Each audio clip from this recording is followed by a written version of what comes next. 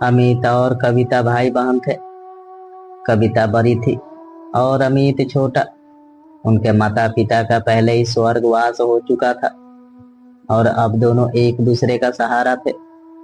कविता एक ऑफिस में काम करती थी और अमित कॉलेज में पढ़ाई कर रहा था। कविता के लिए उसका भाई ही सब कुछ था और वह उसे अफसर बनाने का सपना देखती थी। एक दिन अमित ने कविता से कॉलेज की फीस के लिए पैसे मांगे, पर कविता के पास उस वक्त पैसे नहीं थे।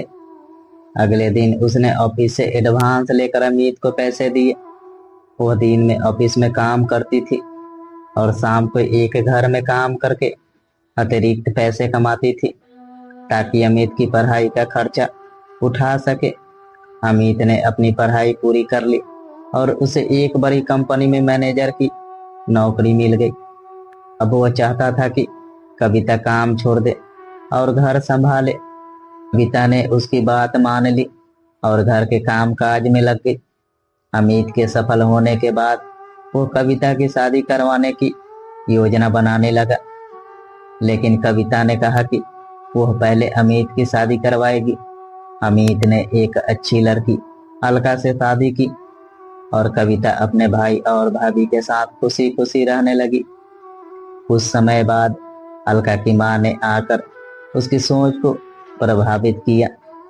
उसने अलका से कहा कि कविता शादी नहीं करना चाहती, वो बस अपने भाई की कमाई पर ऐश करना चाहती है।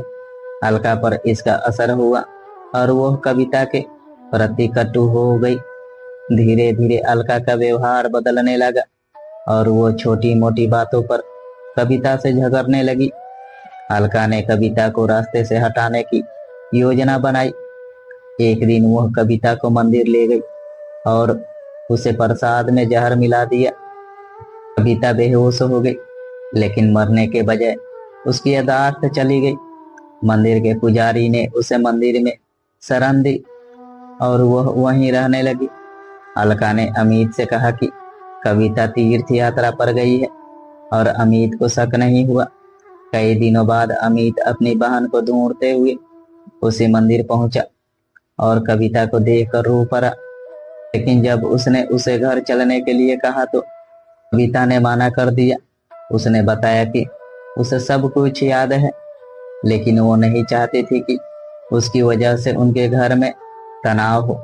और अमित के समझाने पर कविता वापस घर आई और अलका ने अपनी गलती मानते हुए माफी मांगी। कुछ समय बाद कविता ने शादी कर ली और अपने ससुराल चली गई। तो दोस्तों, अगर ये कहानी आपको अच्छी लगी हो तो मेरे वीडियो के लाइक करके चैनल को सब्सक्राइब करें।